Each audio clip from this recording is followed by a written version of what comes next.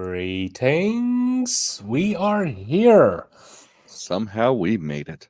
Yay. Wee bit late, but apologies for that. Yeah, sorry, some dumbass's phone didn't go off to wake him up this morning. Well, I meant like a week late. No, we're not a week late. We're a wizard is never late. A wizard is there exactly when he's supposed to be. God damn it. I'll hold on to that. That works for me. That's a good excuse. I just bumble when I feel like it. Yep. I'm here when I'm meant to be. The universe is aligned. Let's do it. Yeah. But quiet in the old news. I was meant to go to a premiere on the first. Obviously, circumstances didn't happen, but the other fella got turned away, even though he had guest tickets. What the fuck?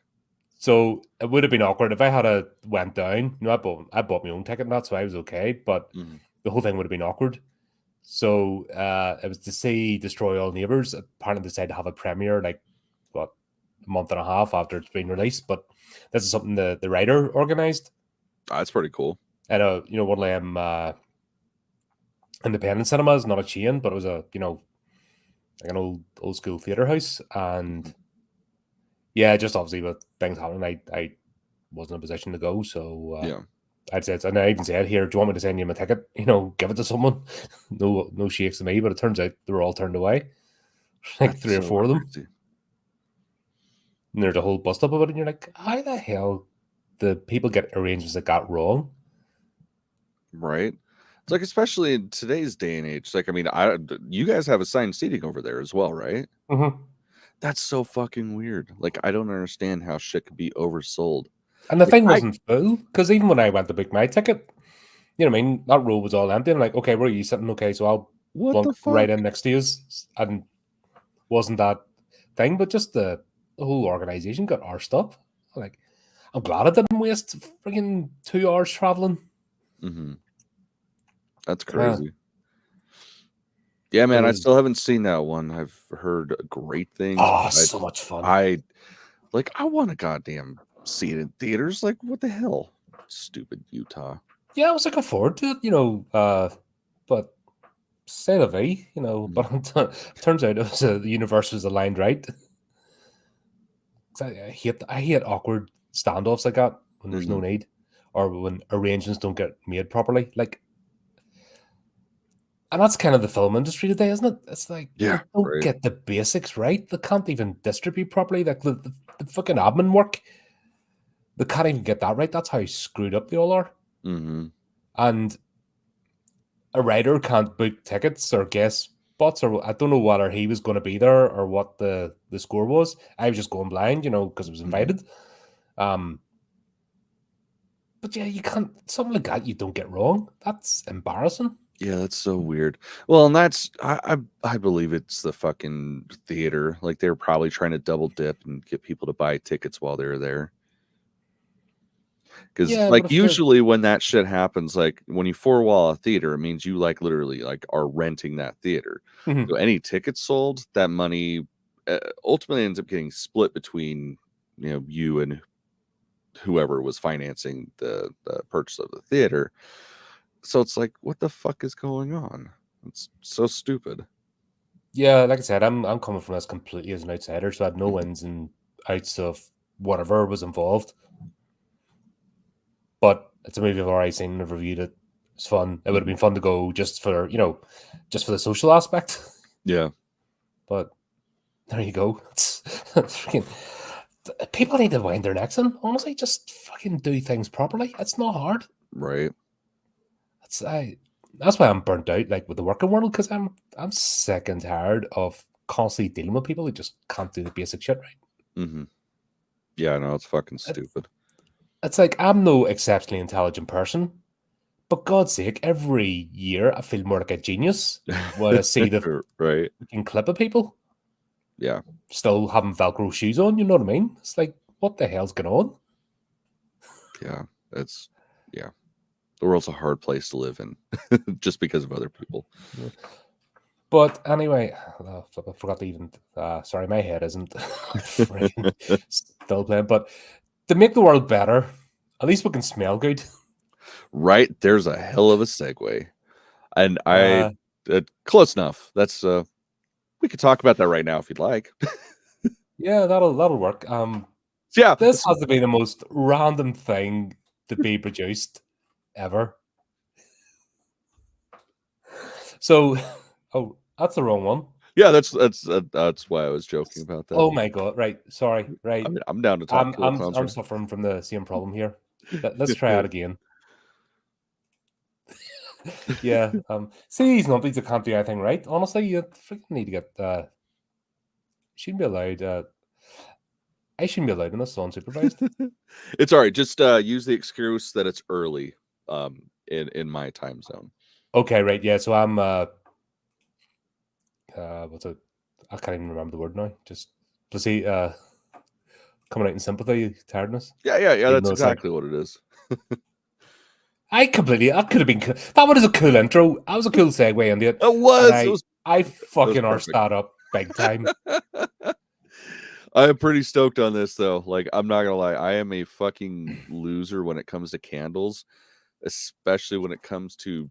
Is this not this is an aftershave or a perfume? This isn't. Well, it's a perfume and they have a candle as well. Oh, the candle as well. Yeah. So like, I'm legit gonna be buying at least the candle because that's fucking awesome. I think the fragrance is just something you have just to say you have it. Oh, it 100%. It doesn't go in the bathroom. It goes in the bookshelf. Yeah, absolutely. Smell the tomato. Just like my Miak candle over there. You don't light it. You just look at it and go, huh, that's funny. I have it. Yep. Yep. Attack of the Killer Tomatoes brand revives with official perfume and candles. Like, brilliant. I'm just like, yeah, 100%. I'm sold. Don't care what it smells like. I'm sold. No, like I said, I'm getting this shit. Ew, it's got patchouli in it. Yeah. Fuck, I still gotta buy it though. Yeah, that's right. You don't have the actually So 5 years after the reboot of the 1970s cult classic Attack of the Killer Tomatoes was announced, and then was never actually made, the brand has returned in an unexpected way. Yes, the Austin-based movie-inspired fragrance house Zyrina, that means absolutely nothing to me, has taken the burgeoning popularity of tomato scents and formulated the first of the killer variety. Are we going to smell like ketchup? I'm thinking ketchup. Like, I'm looking at the description of it, and it's going to be like ketchup in a hippie's house, is what it sounds like. Hippies are brilliant. So it's probably turned a couple years ago. Yeah. I don't know. I still got to buy this shit. Developed exclusively in collaboration with the creators of cult classic Attack of the Killer Tomatoes franchise, this enchanting garden fresh fragrance opens with a citrusy top note of sweet tangerine, transitioning seamlessly into vegetal mid notes of green stems, killer tomato leaf, and freshly cut grass. Do you know them scratch and sniff things you used to get? I'm thinking that. It never quite smells. You're supposed to imagine it's grass, but it's not. And there's a plastic smell to it that. I don't know, man. This shit better fucking smell like it. Like, I'm looking at the prices for these. Oh, it's going to be a fortune, dude. The fucking cologne's $98, and then the candle's $54. Which, for the size of the candle, that's actually a pretty damn decent price. Like, average, I guess I should say. But god damn, that's spicy. Yeah, film fragrance comes with a dramatic climax with an earthly base of wild fern, wet soil. This is like have you ever hung about with wine tasters? Yeah. What a bunch. That's the sort of shit they come off with. Right. And you're like, get a life. Yeah. I saw somebody do it about 3 months ago with honey. And they don't. What? You have to, with the honey, that's the proper, stick your nose up in your middle class way to do it. And you're like, you bunch of bellends, you're just making this shit up to try and be pretentious arseholes. And that's exactly what that is. Like, I mean, yes, a honey can be a very complex flavor depending on where it is, or regional, what flowers they use. But god, it's at the end of the day, it's still fucking honey. Fucking losers. And I know honey, god damn it. There we go. Attack of the Killer Tomatoes, the fragrance, is now available as unisex esprit de parfum. I guess that means gender neutral. in French. I never even sat my French GCSEs. I had no interest, and yet I was all right actually, because I was actually because you had to take that's what annoyed me about the sort of end of school was you had to take certain subjects. So you had to take a language, and you had to take religious education. And it was like, okay, fine, whatever. Do you think I'm wasting my time? I'm going to concentrate on the subjects I actually want to concentrate on. And then I went to night school, so like I just took time off. And at that point, my school was that rough that if you didn't go to jail or get pregnant, that was considered a success. Actually finish school. Funny. So, the school I graduated from was the school of people that are, on paper from being arrested or pregnant. So we didn't have an excuse not to be there and not do our schoolwork. It was an interesting experience. Yeah, I can understand the need for a language. Like I fully believe that we should all learn separate languages or second or third languages, but man, it just wasn't taught right. I feel like I took 3 years of Spanish, a year and a half of German. I can say hi and I can swear, and that's about it.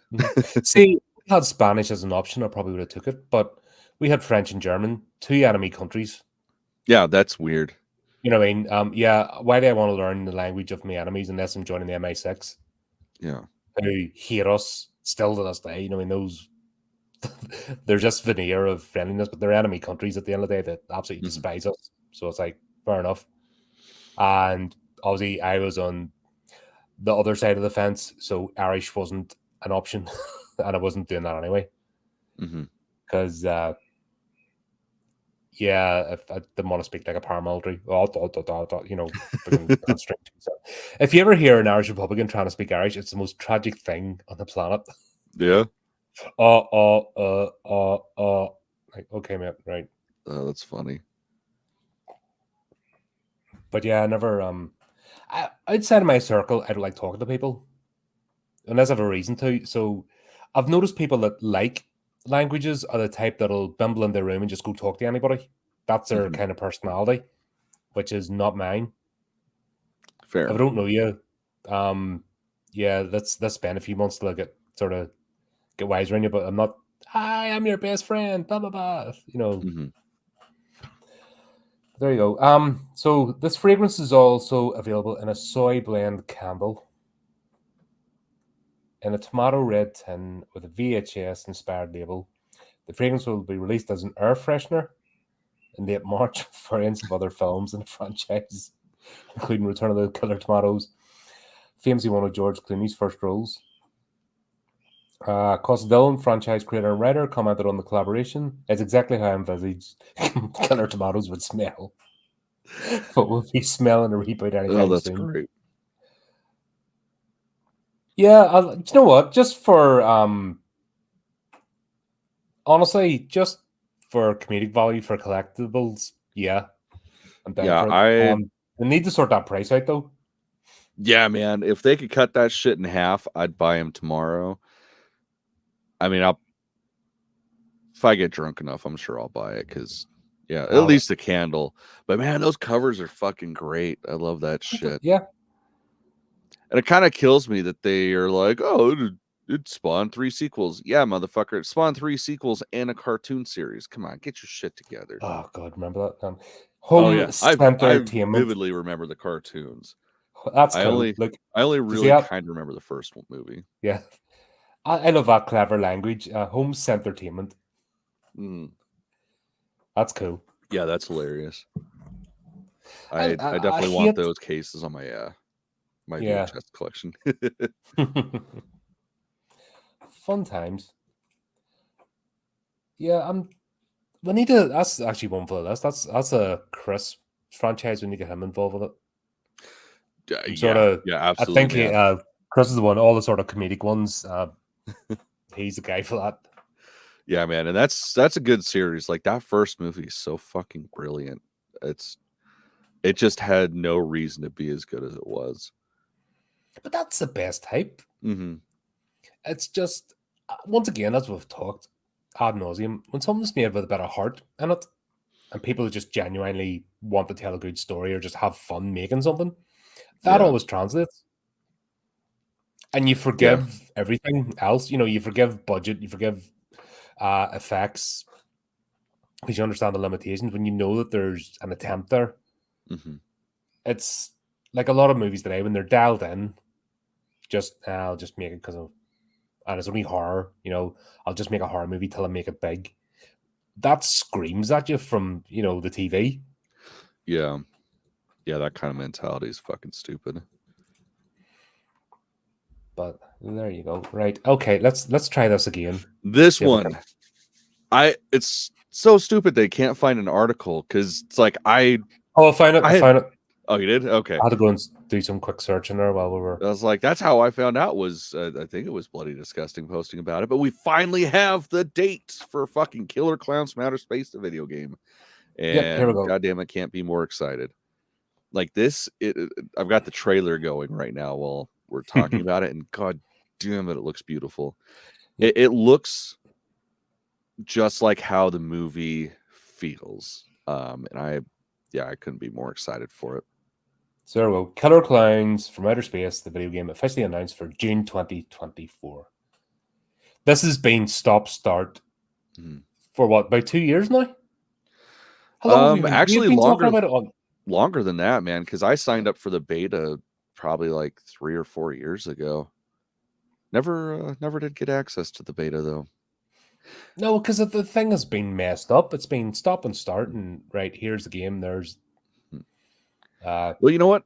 I'm okay with that. Like, I cannot stand video games that come out too damn early and then you have to wait for patch after patch after patch after patch to play it. Like, that shit's so fucking annoying. It's like, just take your time. I understand there's deadlines, but with something like this, if you fuck up, you're fucked.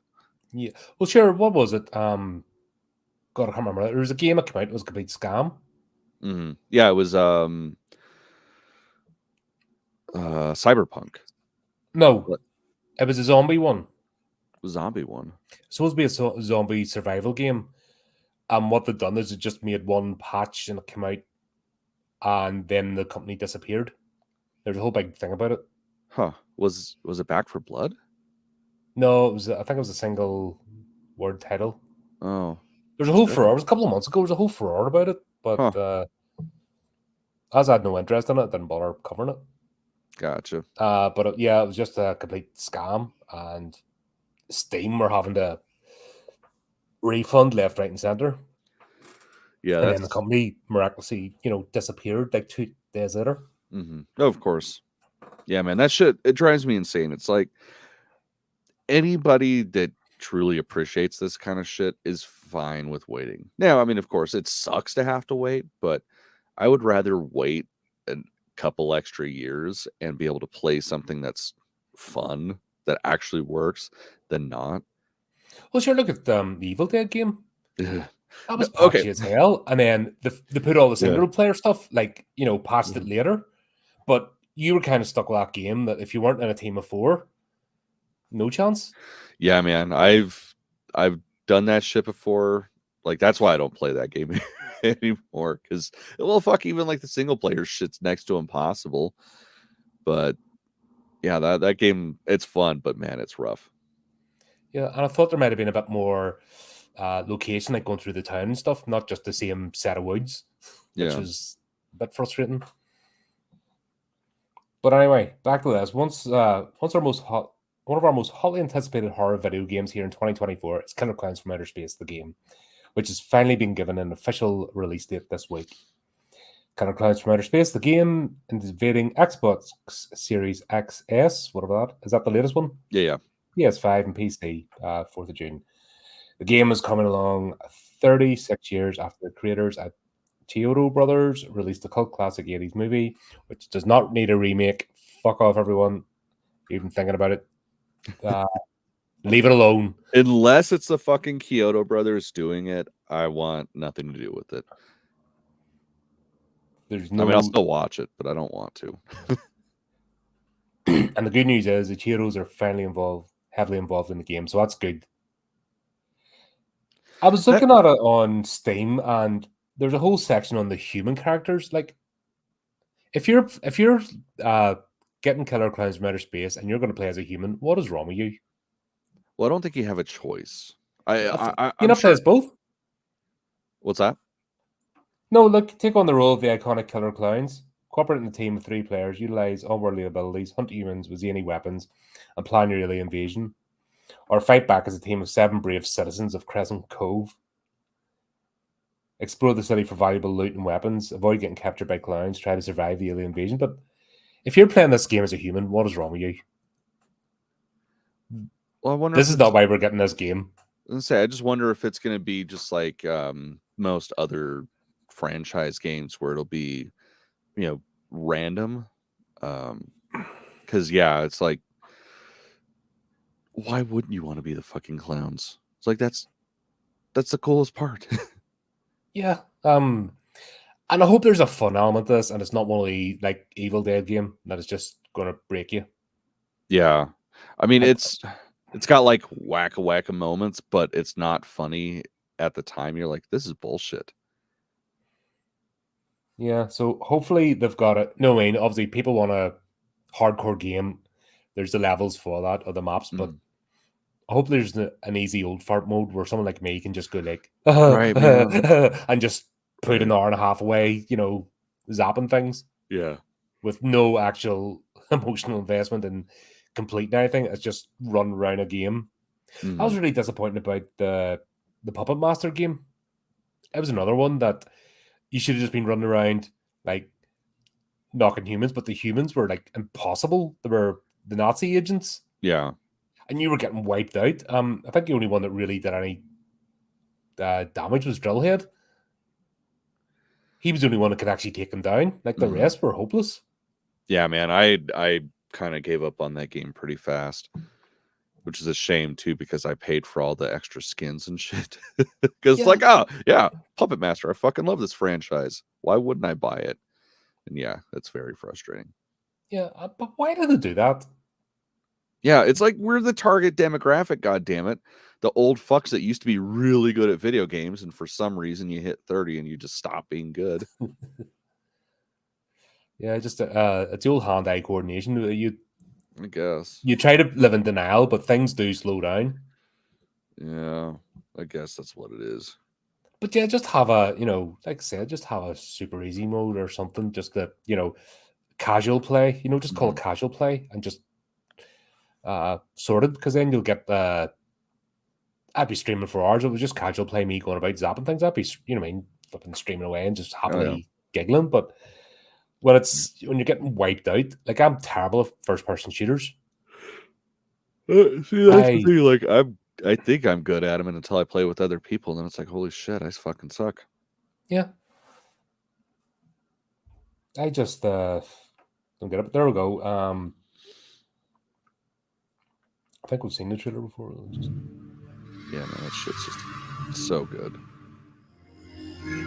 Like, it just looks like it's going to deliver everything we want. Your truth bomb here.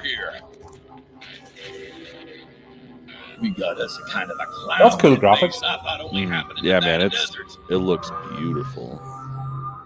And like the textures and everything, it's just spot on.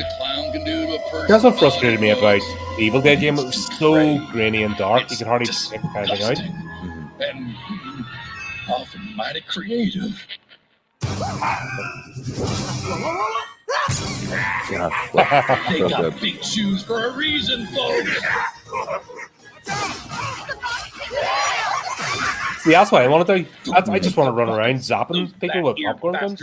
Yeah, like I said, I honestly think it's going to be sort of like the Friday the 13th game, or even like the Evil Dead game, where you just kind of will randomly be a clown. At least I hope that's how it goes.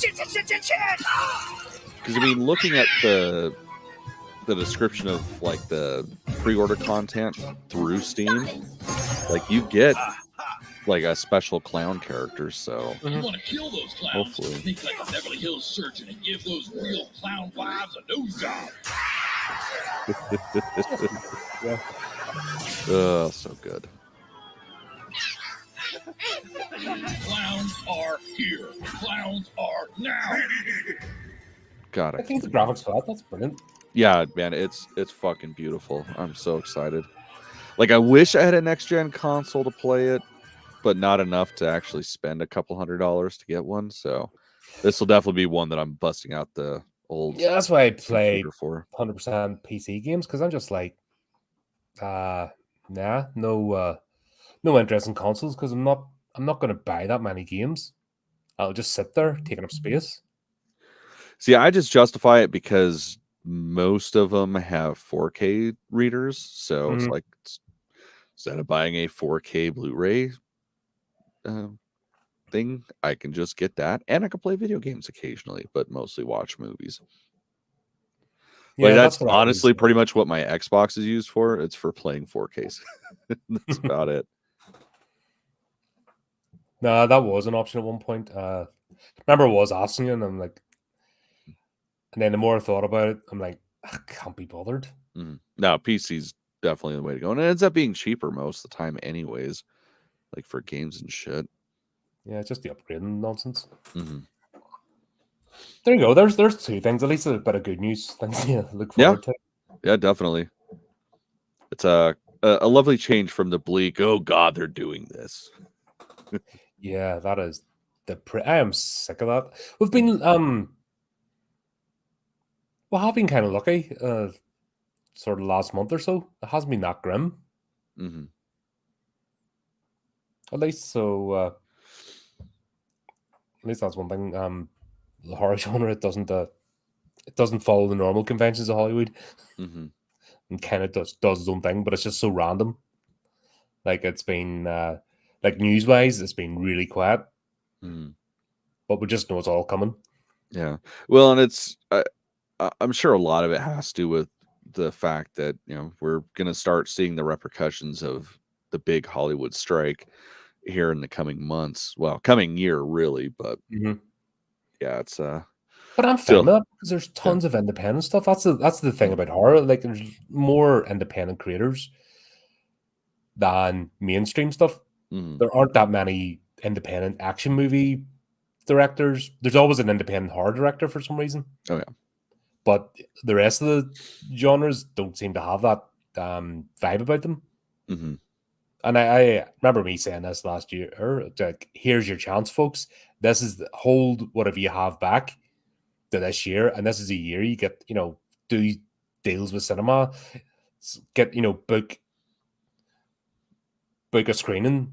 I mean, here's the opportunity to just actually get your foot in the rung, because cinemas will be crying out for things. Oh yeah. Video on demand will be crying out for things. So I'm hoping that there's going to be, the people have twigged on to the market, and they've realized that this is the year to do it, and then it's just going to be all these like fun horror movies all year, which I'm happy with. Man, I really hope so. But I suppose we shall we go back to happier times? Absolutely. Let's dive into the vault.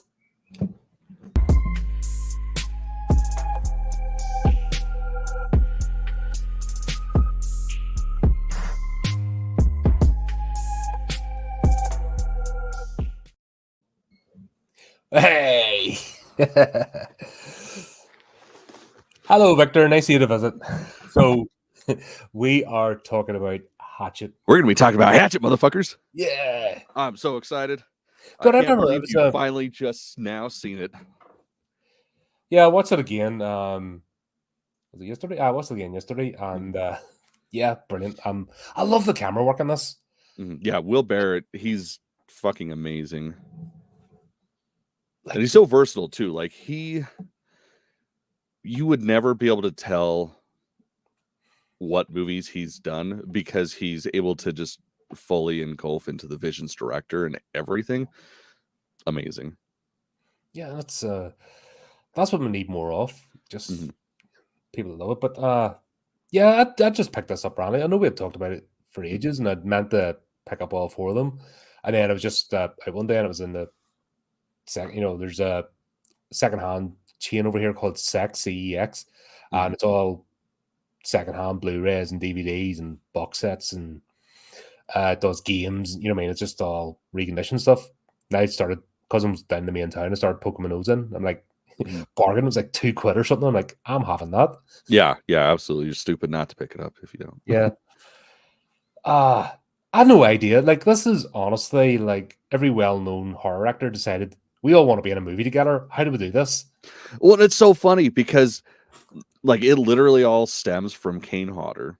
Like the backstory. He's a stunt coordinator as well. He's like massive part of this movie, not just starring in it. Oh yeah. Well, if I remember correctly, this is actually the first film he had done a fire stunt in since his accident. I don't quote me on that, but I believe so. Like, that's the thing with this movie. Like, I know so much shit about this series that I confuse it sometimes with like individual movies. But yeah, man, like it's kind of funny going over your notes because it's like, oh my god, he really needs to see the sequels. There's a lot of answers to these questions you pose. Yeah, man, this is just good. Like the title on, or like the description on the movie says, just classic American horror. It's fucking great. So great. Yeah, I remember. I was obviously in another podcast. You had read a segment. Was it from the graphic novel or from the? No, that was from the script. From the script. Yeah, you had actually read out the first scene. And yeah, that's got me interested, but I just never, no way one of them things keep past you by. I was like, right, gotta do this.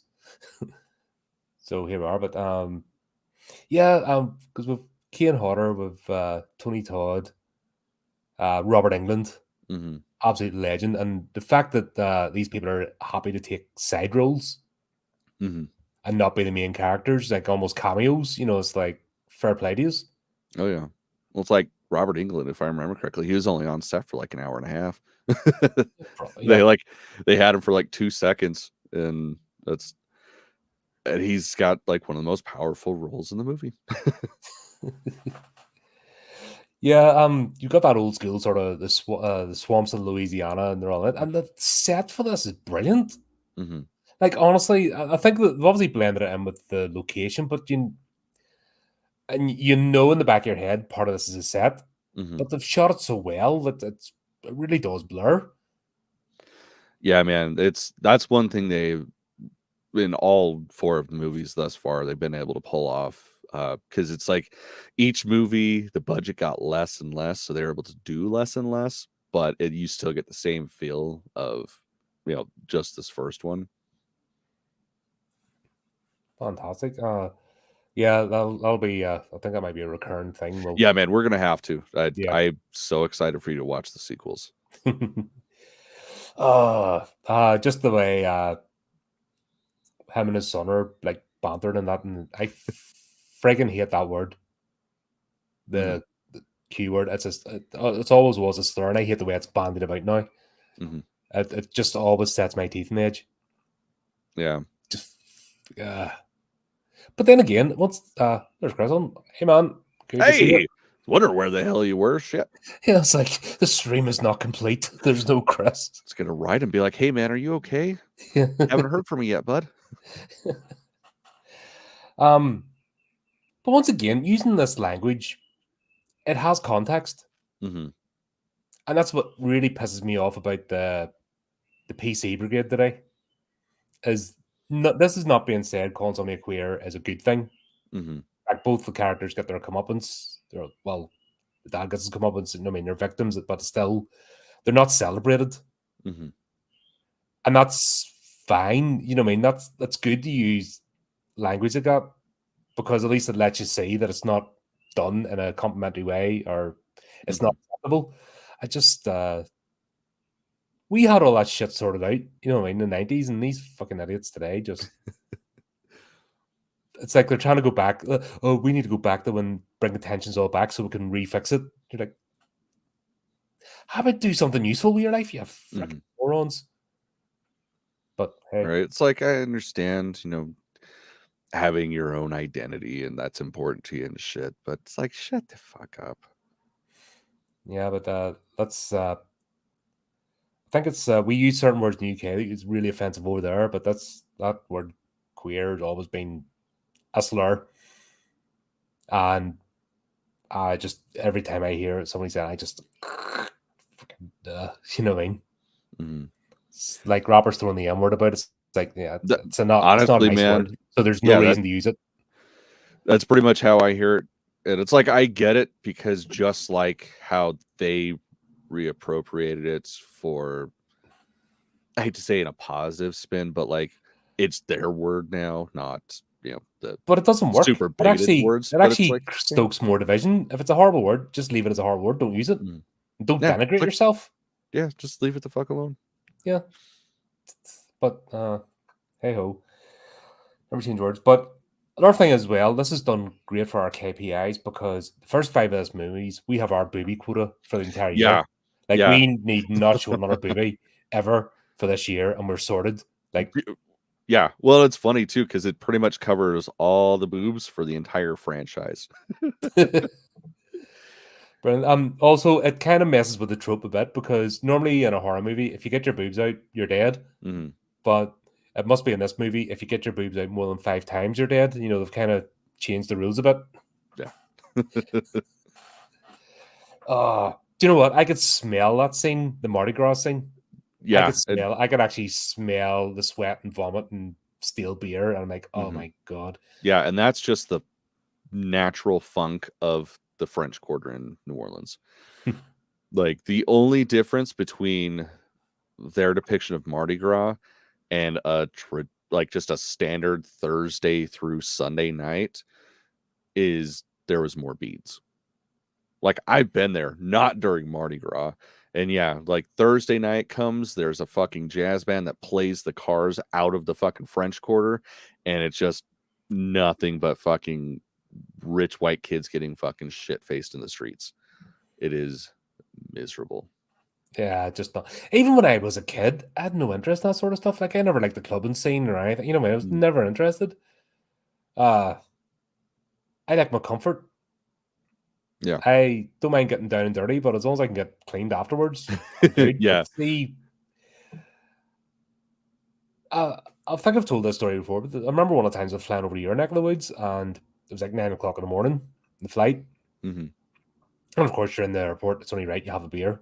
Yeah, of course. But all the British people are like sipping away on a pint. And sure enough, the American arrives staggering through the thing. Mm. Hey, man, you can drink it this time. It's like, yeah, it's always been that way. Calm yourself down. And sure enough, fucking some chick in you can actually smell, like, you know, it's actually coming out of the port. You're like, what the hell? How have you done this? And, like, you know what I mean? You've got a whole flight to get through. Right. You wait until you do it on the plane, because it's infinitely cheaper because of the altitude. It's like I can put some drinks away, but I get on a plane, I have a double scotch, and I fucking sleep the entire way there. Well, there's Brother Who the Dice on. Yeah, mate, we're back. I'm trying to get back into the swing of things. I've already he's doing better than he thinks he's doing right now. Freaking, I've already made about 6 mistakes already. Fucking up. Nah, just one, and it was funny. It's amazing when you're just trying to get back into the whole zone again. It's like, how do you do this? Yeah. How do things work? Yeah. That's right. I have to try and look professional. Oh dear. Oh well. Good thing people know the standards of this show. Right. Yeah, I just don't get that. I'm all for having a good time, but when you're actually making a complete arse of yourself, it's like, comes a point in time when you have to just grow up at least a little bit. Those will help. Like, I've been drinking since 12 or 13. You know, I mean, we're rat bag kids. That's what we did. So by the time I was 18, I was like a refined adult. When I came to the bar, you know what I mean? Because you kind of had it out of your system. So I didn't even do the street corner. You know, kids would hang around street corners. We never did that. It was always let's sit in somebody's house, because fuck that, it's cold out there. Right. And the drinking from the can business and stuff, it was like, nah, you know what I mean? Yeah, that's when you know you've grown up, is when you stop drinking out of the can. But I remember like there's a bar at the top of my street, and everyone had like they left the kegs at the back, and everyone like be able to, just to get the last break, and you're more covered in beer than the actual couple of mouthfuls you got and stuff. It was just especially July time, everyone went nuts. Yeah. If you don't know what you're doing, tapping kegs, it's a very messy procedure. Yeah. Oh, you're like 7 or 8 years of age, dude. It's not. Fuck, we were feral. And we're still more dignified than these idiots in the Mardi Gras scene. Yeah, man. Yeah, it's like I said, like that's a pretty apt depiction of just the scene down there. Yeah, and this it's when like was this? I forgot the year this was made. This was made in 2006, released 2007. Yeah, it's got that 2005 about it. Yeah, because I mean, shit, it's opens up with the some Manson when Manson, well, after Manson was good, and now it started having his decline in. Yeah, I feel sorry for Marilyn Manson fans. Why? They're just holding on to something that hasn't been there for freaking years. Dude, I don't get it. Like, I fucking love Manson's music. I do. But everything after Hollywood has just been trash. Like, I don't get it.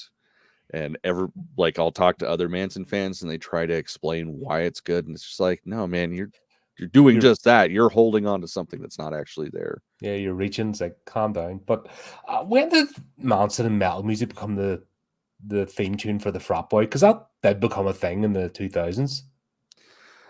You know what? I honestly think, because after you sent these notes over, I was like, when the fuck did that become a thing? It did become a thing. I gotta say, the only thing I can think is because, and bear with me, professional wrestling. Because everybody used to watch it back in the day. I mean, it's starting to come Wrestling's back. fault for everything. I stick by that statement. What's that? I blame wrestling for everything wrong in the world, as you know. I mean, I fucking love wrestling. Used to love wrestling. Not so much anymore. Now it's just too much talking. But like, I honestly think that's it, because this is about the era where everybody had sort of like a metal-y type intro. I mean, fuck, there were people at this time that had Motorhead writing intros for them. So it's like, I kind of feel like it's that. I mean, the whole reason why that's in there is because Adam Green was like, I want a damn good song for the intro. I want Manson to do it. Reached out to him personally and was like, of course I can't go with, like The Beautiful People or something like that. It has to be something that's a little bit on the newer side, something that not everybody's used, because that's the opening to the film. That's what you're going to associate the film with. And though I don't like that album, I think that was a good choice. Yeah, well, I get I get using the song and that, but it just reminded me that there was a period, this was a thing. The sort of idiots, like, they should have been playing like 90s, 2000s, all trance and electronic music over in the UK. It was a dance thing. So the sort of Mardi Gras types, if it was over, like, if it was Ibiza, it would all be dance tunes. There wouldn't be a hint of metal. But at one point, the metal music did become the sort of like frat boy thing, and it was a bit odd. Because it was one of those sort of, what are you doing here? Dude, I don't know, man. I feel like it hasn't gone. I mean, look at bands like Five Finger Death Punch. But they're almost like a parody band, though. No, there's people that worship them. But they, even themselves, they know what they are. They're self-aware. I don't know. I really don't know about that. Like, it's hard to judge whether they actually are or aren't, because it's like, at least the singer seems to like be very, very, very full of himself. Well, that's kind of lead singers anyway. Yeah, that's true. Yeah, it's kind of comes with the job description. Yeah. But yeah, that's just, you could just feel the 2000s. Yeah, definitely. The opening scenes. Yeah, that's the funny thing, because like the rest of the movie and ultimately the rest of the franchise feels timeless. Like, it could be anywhere. I mean, that it's post 2000s, but it doesn't feel like a specific time period except for that intro. Yeah, and just seeing the festival part, once they step into the woods or into the swamp, then obviously just tone completely changes. Cool. But it didn't feel like they did it really well. Mm-hmm. Oh, there's Fleon as well. Good afternoon. The chat's filling up brightly. Because it's Hatchet, man. Everybody loves Hatchet. Yeah, that's it. It's nothing to do with us. But yeah, definitely the whole, like, I could picture this being this could easily be, like I said, Tenerife or the streets of Spain. Mm-hmm. The holiday season is just. But one thing we definitely needed more of was Rev Zombie. Like, oh my god. Yeah, we need to watch the sequels.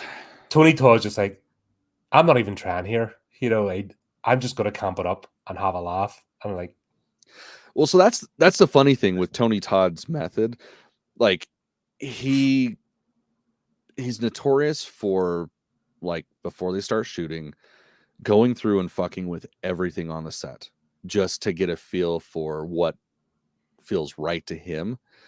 And it seems like a lot of things that he's been in with Adam Green, that's the shit they use. It's almost like Nicolas Cage and the Notorious Cage take. Like, that's how Tony Todd is. And that tends to be what's used, is him just chewing the fucking scenery. And like him telling the story of how he got sued, like, you're just riveted. Like, I've seen this movie countless times. Like, I really have no fucking clue. Like, I watch this at least 3 or 4 times a year, if not more. And still, every time it's hook, line, and sinker as he's telling it. It's like, yeah, this is gonna be good. It's like, I already know what's gonna happen. What the fuck? But you're still there in the moment. Yeah. Like, he's somebody you could picture sitting around a campfire with. Oh yeah, yeah, man. He'd be the soothsayer. He'd be the storyteller, and you'd just be mesmerized. Or he'd just talk about cats and food the whole time. Yeah. But either way, you'd be riveted. And that's cool, you know what I mean? That's we don't get actors like that anymore. Mm-mm. They're all wooden planks, and like, and you could see he was like invested in those. It wasn't an actor ego thing. There's a storyteller. Mm-hmm. There's someone that likes he would just be as comfortable in a group, like I said, around a campfire or 10 people. Some people are just naturally like that, and that's it. They get you murdered. I'd love to be like that. I'd love to take my game to that level where I could do that sort of thing with stories, but I keep falling flat. But yeah, well, I think his thing is he was a theater nerd, like, so he's like a different kind of actor, and I think that's where a lot of that comes from. Yeah, and it makes sense because you've no technology to help you really, and it's up to you and the people in the audience. That's all the best actors have had a theater background because it's and it makes sense. Oh yeah, but you can just tell he was in the zone, and you think he was on a stage, and you're like, brilliant, like. Yeah, he's always so good at being able to play to the cheap seats without coming across like, wrestling. It's a beautiful fine line that he walks, and he does it so well. Yeah, that was what was the last thing I saw him? The Final Wish. That was only a couple of years ago. Yeah, I don't think I saw that one. Shut up. Where's the kick? Where's the boot in the balls button here? Hey, you know what? Everything I've seen him in, he was definitely in. Yeah, I will say that. Do you know what they're talking about? Was it last year he's making another album or something? I'm like, well, at least if he's making music, he's not making movies. God, I can't remember. Did you ever watch Death Rider in the House of Vampires? No. What was the one I watched and I was freaking texting you the whole way through? Oh my God, yeah, Veronica. Oh God. Yeah, again, I apologize for that. But how many names did I call you? I called you all of them. I learned some words that night, actually. So watch this for you, bastard. you gotta see House Rider what the fuck? No, Death Rider in the House of the Vampire. I don't remember what the fuck it's called. It's not good at all. It's not quite as bad as Veronica. Close. Like, he needs an editor. He doesn't need to be the editor, is what I will say with that movie. Oh dear. And like, Devon Sawa is in a completely different movie than everybody else, right? I think it was Devon Sawa that was in it. I'm gonna fucking do some clicky for a second.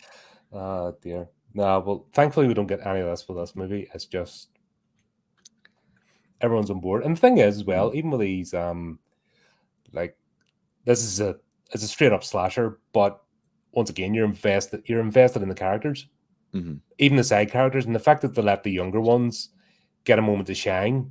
Like they could have easily been over, like say Tony Todd, Kane Hodder, Robert Englund. Have I missed any? There's someone else. Yeah, John Carl Beekler's in it. Yeah, good old Jack Cracker. So you know what I mean? They could have easily been overshadowed. But yeah, that's the magic of this movie or this franchise, really. Like the cameos, they don't take anything away from it. And like if you go in not knowing horror shit, you're just gonna appreciate it. And if you know it, you're like, cool. But it's not like it pulls you out of the movie at all. No, and that's why I said at the beginning, it's like we want to be in a movie together and we want to have some fun. Like they're the last of a breed as well, if you think about it. Absolutely. Of old school horror actors who just love the genre. We're not even seeing that now. Like who's apart from Jenna Ortega, who's really, and she's not even a full on horror, actress. She, she does. Yeah, she does Scream. That doesn't count. No. Well, I was thinking of X. She was in X. Oh yeah, she was in X. I love Ty West and I love his movies, but I still don't know how I feel about that franchise. Pearl made me, but like that was rough to watch. Like the first one, brilliant. I liked X. I like the concept of it. And once again, Adam, you are wrong. It's all right. Everybody's allowed to have their wrong opinions. I was saying that last night during the stream. I'm like, do you know what? It's useful knowing a reviewer who has wrong opinions because then you know to avoid what they like, and it doesn't take away from them being a reviewer. You can respect them as a reviewer, but you just know they're wrong, so that they steer you in the right direction unintentionally. How many times have we been caught out now? Absolutely love listening to the commentaries for Scream. Not a fan of the movies. Yeah, it'd be better if it was just a commentary. Well, dude, there just been one... like, let's not make the movie. Let's just do a commentary on horror. That probably would have sold better as a documentary. Well, it's like there's one that I have on my phone. I want to say it was the editor of the first film, and just listening to him talk about it, it's like this is a different movie than I've seen. Why didn't I see that? Oh dear, good old Wes Craven. He is either hit or miss with him. Like he either makes a 20-year-long franchise or a dud. Yeah. Like, and I'm somebody that's watched all 4 Wishmaster movies. You know what I mean? I was still invested until, was it the 4th one where she granted the 3rd wish, but he couldn't grant it. I honestly don't remember. I Wish You Would Love Me. Remember that one? Dude, it's I think I was the 4th one, and he's like, "Love me." It's like, mate, I've got the social graces of a house brick, and I even know not to get on like that.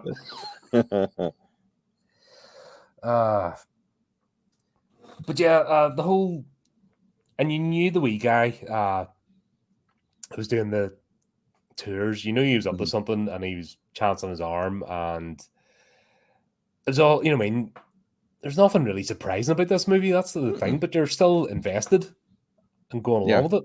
Yeah, I mean, it's a pretty straightforward A to B to C slasher. Like, it's super traditional in that sense. And like, yeah, it's just, it's like popcorn. It makes you happy. It fills you up with 0 nutritional value. Yeah, and there's absolutely nothing wrong with that. That's because sometimes people can be forgiven when they see a lot of my reviews when I'm on my own that I'm a bit of a snob. But but then I'll love some of the cheesiest shit on the planet.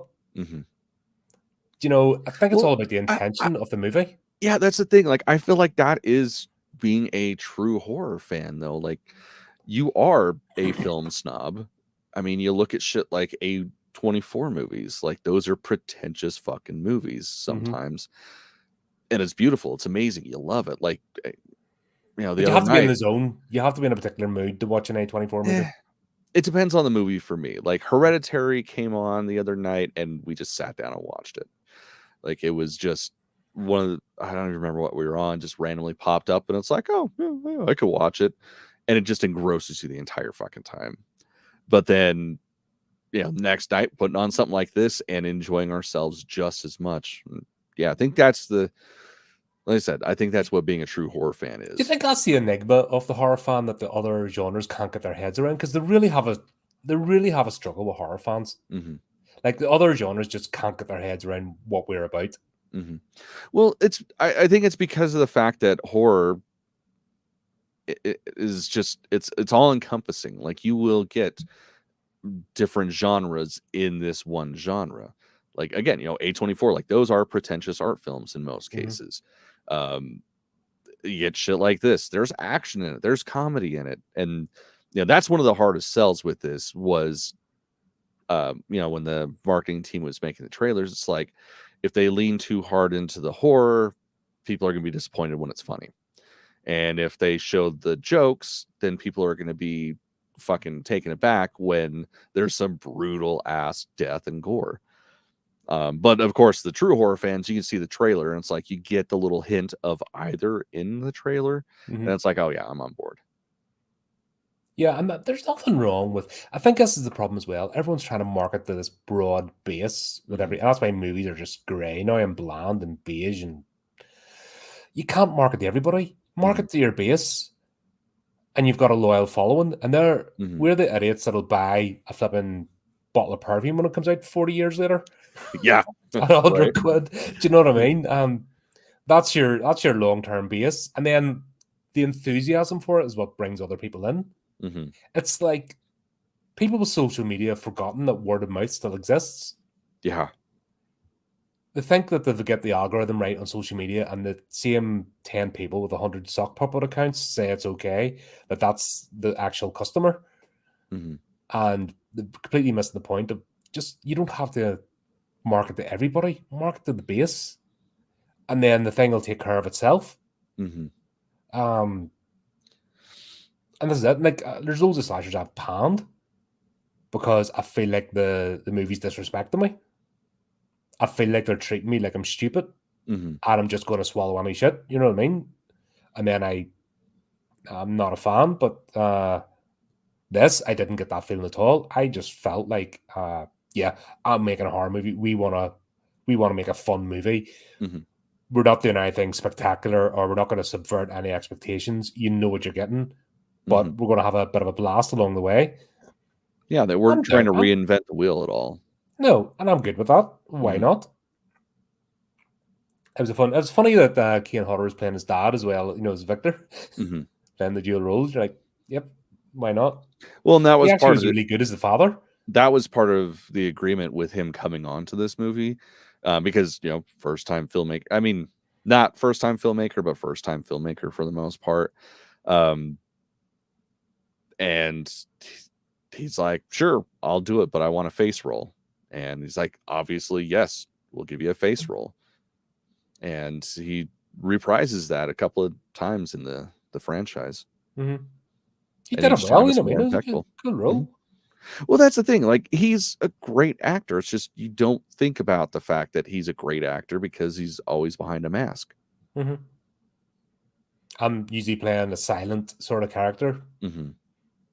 And yeah, and that's fair enough. And once again, you're not seeing ego here. Like, it's not like, oh, look at me. You can see, it's not like Pedro Potato Head. You must see my face in case people forget me. Do you know what I mean? It's not that sort of silly shit. This works because obviously it makes sense. The father and son will have facial features. God, I was looking at photographs over last week there, and you can see freaking all the facial features of my family, and like the Costello side and the Martin side. You can just see like my granda and my great granda and all that. Like, we've like, mum had a whole thing of like black and white, like, I'm talking about, the flash camera, the one, freaking fluorescent bulb, things taken with those. Nice. And you can see all our facial features, and then some of my older relatives popped up, and I can just see myself in 20 years' time. Do you know that sort of thing? You can kind of see the generations go through, like, holy shit. So it made sense for Kane Hodder to play his own, his character's father. Absolutely. Enjoyed it, but yeah, even at the start when they're in the boat trip, like what they've done well with this, you're actually invested in the story before Victor actually appears. Oh yeah. Well, and even before that, like the trip going there, it's the funniest goddamn thing that just completely takes you off guard, where they get on the scare bus and it's just goofy, like children's camp music, like what you would envision like a summer camp movie. They're on the bus, they're singing, they're having fun, and that's the background music that's going on. It's like it makes you comfortable with the characters, makes you comfortable with the setting, just so that when that first scare happens, it fucks you up.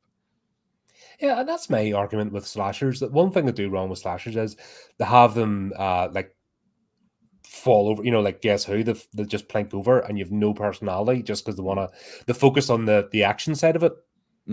It's like when you have an action movie and everyone's wearing a face mask, so they can just knock down. You don't have any investment in it. The henchmen. I hate that.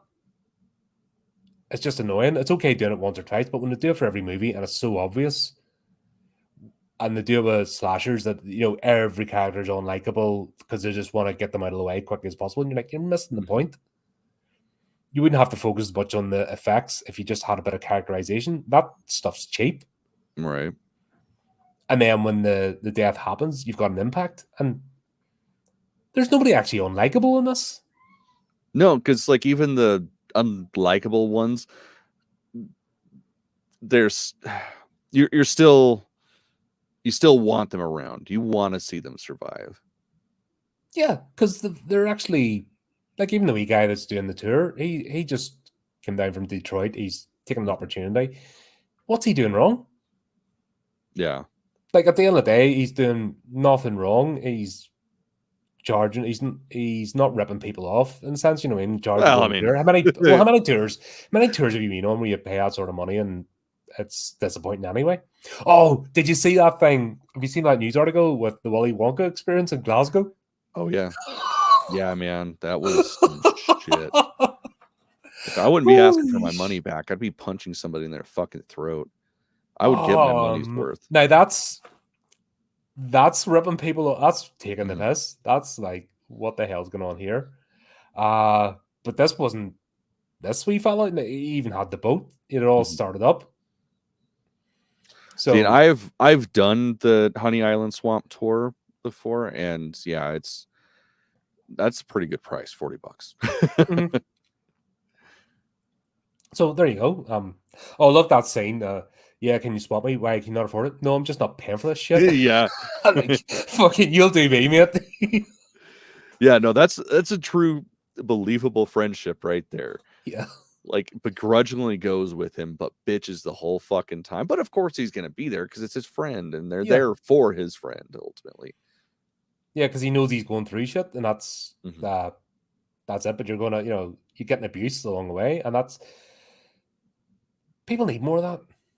I think that's a problem today as well. There's so many like fake digital friendships that everyone's always patting each other in the head, and then it becomes like a dopamine fix, and then it becomes addictive. And then when they don't get the dopamine fix, that's where they don't get any satisfaction, and that's where they get into more trouble.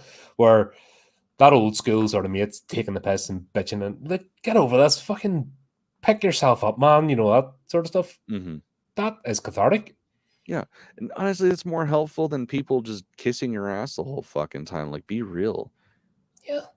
Like, I feel like that's probably one of the biggest problems with kids these days. Like, as that grumpy old man, it's nobody knows how to take a fucking joke, and nobody knows how to take somebody down a peg without actually being a right out cunt about it. Yeah. There's none like fucking you walk into my shop. That's all it is for 9 hours a day, is all of us just talking shit on each other. And it's funny. Everybody's laughing. Like, it's a good time. That's what you're supposed to do. Yeah. That's banter. It's the closest friends. That's the ones that banter with each other. Yeah. But and you actually see this once again. This is good characterization. You see these friendships, and bloody hell, why not? And the two girls are brilliant. Like they fucking hate each other. Misty, like I did not expect to like her as much as I did. Yeah, she's definitely one of those characters where it's like, God, she's terrible. Like the first time you see her, you just want to choke her. And then towards the end, like right before she's off ultimately, it's like, oh, I don't want her to die. Yeah, she reminded me of Callie Bundy out of the Married Children. I can definitely see that. Yeah, and I just she knows what the character knows what she is, if that makes sense. And once again, there's no harm in her. Just she just is what she is. Yeah. So what the hell? What you can have a bit of sympathy. They don't have the mental capacity to think beyond. Like I think they're never gonna be a philosopher or anything, or they're always going to be that. And when their looks fade, they're obviously in trouble. You know what I mean? But that's once again not a bad person. You can have sympathy, and I miss that with characters. Like I was gonna say that's something you really don't see anymore. It's like it always has to be like the smart, strong, independent female, and it's like that's great. We love seeing that dynamic, but at the same time, that's not everybody. There are people that are just straight up fucking worthless or stupid, and that's fine. Like you need the whole spectrum of people to have this lovely rainbow called society. Yeah, but that's and even now the women characters are always snarky. Like they're never a nice person that you want to like spend time with. They're always horrible and snarky and sarcastic. Not even good sarcastic, but always bitching. And it's like, why? Yeah, it's like you're not making me like the character. Yeah, like Texas Chainsaw Massacre. That's that one with the eyebrows. Like I literally cheered when she got her end. Right. I'm like, yes, because I was getting, don't you fucking survive? Don't you fucking survive? Whoa! Oh shit! Ow, that was silly. Yeah. Keep forgetting. Now, Mary Beth, she was as close to Mary Sue as you're going to get. She was falling into that trope. However, it's where people get edgelords wrong because they don't. The edgelord is moody and that because they're a broken person, and then later on, like anime do it really well. You have the edgelord character, and then eventually, as you get to know them, you realize why they're that way, and then they have the redeeming moment. I kind of felt that's the way Mary Beth was. Like she could have been the Mary Sue, the edgelord character, and done badly, but the initial coldness, and then eventually we'll find out that she's just worried sick about her father and brother. And, then we see that the other side of her, which then you had sympathy for her too. That could have easily, like if that was written today, she would have been completely the first scene in the bus, like she would have been that the whole way through the movie, and you just like, meh. Yeah, because it never seems to be layers of character with modern characters, and it's a shame. Like that's not real life. Yeah, and let's see her character arc. She's just there to get on a bus. She doesn't give a shit about anybody. She's not even there for a tour. It's just because she knows he's going in the part of the swamp where dad and brother went. Yeah, like she said, it's cheaper to do this than to rent a boat. Yeah. And that's straight away, there's her whole character arc. And then as shit hits the fan, we'll get to see who she is. And I was cool with that. Why can't the right characters like that anymore? Why is that so hard? Right. Yeah, I don't get it. However, how many mags did she have for her pistol? Oh, all of them. Did she have an Arnold Schwarzenegger mag? Yeah, pretty much. Vester's low mag, because she emptied the clip the first time, and then the plot device, obviously for plot reasons, she didn't have any rounds, and then for the plot again, she had more. Yeah, man. I mean, she wore a jacket. Jackets have a lot of pockets, so whatever. It's believable. Just that was sort of the only funny bit. I'm like, what the hell? Yeah. But yeah, we'll see as well. Like I was talking about the sets and the camera work. Like the camera work is just beautiful. Like the actual scene. You just got that whole vibe and the crystal clarity. Like you see a lot of movies now, and I always say you start off with a drone shot, you're in the shit because it goes from like beautiful drone shot to like grainy, shitty movie. And this is about the same budget as most of those movies. It's not as if this is a Hollywood, production. This is straight to DVD type thing. No, this had a theatrical. Did it? Yeah. Not over here. Well, yeah, not over there. Yeah, it must have just been limited release or something. Yeah, it was a really small release, but it did have a theatrical run. Yeah, this is straight to DVD over here. So it wasn't really the talking to you that I even heard about it. It's one of them ones that just went well under the radar. But say the fee, thing is, it's still holding up. Yeah. Yeah, I mean, this isn't one I heard about until it was probably after the second one came out. So, but it happens. Yeah. But I mean, just like any other great horror film, it usually ends up finding its audience later on down the road and becomes a cult classic versus, just killing it in theaters. Yeah, and that's, what? It gives it more longevity. Absolutely. Yeah. What's I saying there? Yeah, there was. Look it up on YouTube in the videos. There's kids crying and all sorts. I mean, proper it's fucking miserable. Like, if hell exists, I'm pretty sure the person that organized that is gonna go to hell just because of the amount of kids that cried. Yeah, that would be a horror movie in its own sense. Like the Willy Wonka experience. In fact, I can't wait for Willy Wonka to reach the public domain because that has to be the backdrop for a Willy Wonka horror movie. Is that shitty, like knockoff event in the warehouse, and then the ghost of the Oompa Loompas come to take revenge for being disrespected. Yeah, man, that poor lady, man. Oh, the one that played. God. Oh God, she was hating life. Yeah, it's like she looked like she knew what the fuck was going on and was just like, well, I'm here. I got to do this. So did the guy playing Willy Wonka himself. He was just like, I hate my life. Yeah. And he wouldn't go. He hid in the car during his break because he couldn't face the kids crying. It's understandable. And you're like, bloody hell, dude. Especially for that much fucking money, man. Like, I've done shit like that where I've gone to like just, little tiny random conventions around here, and they want a lot of fucking money. And then you walk in expecting this fully immersive experience, and it's not. It's just like every other fucking dumb convention. Just there's a couple of signs that make it that theme. That's miserable. Yeah, I was like, come on. It's like some of those, those continental markets with the caravans, if they're done badly, it's awful. But if at least looks a bit traditional, we know it's a bunch of stalls just lined up, but if it at least looks a bit, you don't mind, you go with it. Yeah, that'd be fun. Chill game, Chocolate Factory. Yeah, base it on this. Base it on whoever created that event, because that's that would just be it, and then accidentally, I don't know, creates a ritual that opens a portal or something. Yeah, that'd be great. But yeah, here's the thing. Did Adam Green put his name on one of the crypts? I forgot to pause. Yeah, but didn't he's in the movie, right? I don't know what he looks like.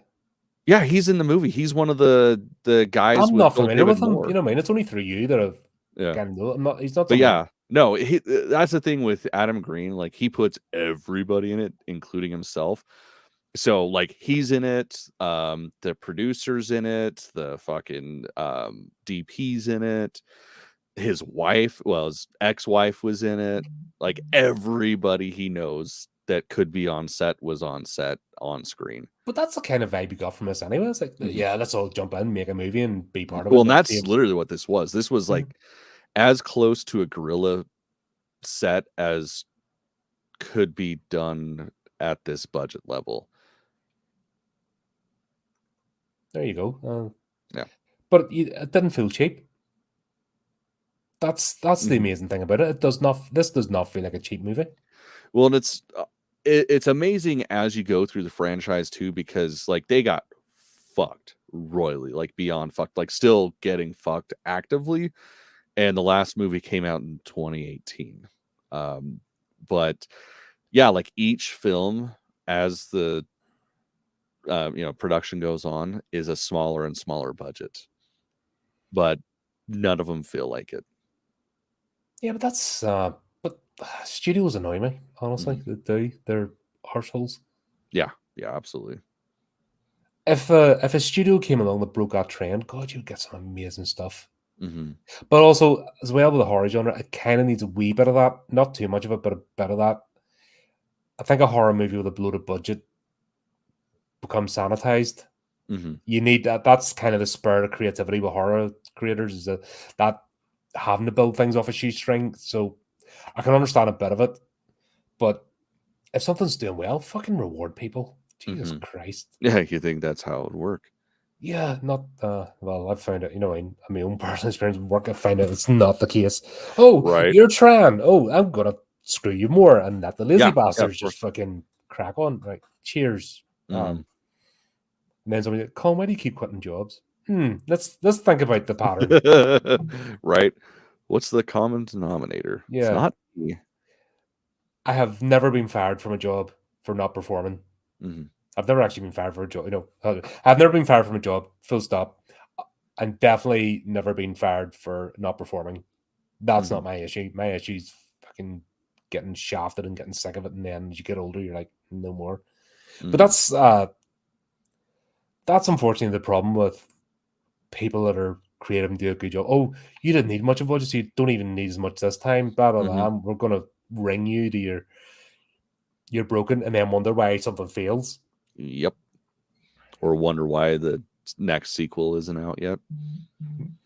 But I really love that graveyard. Yeah, man. It's beautiful set.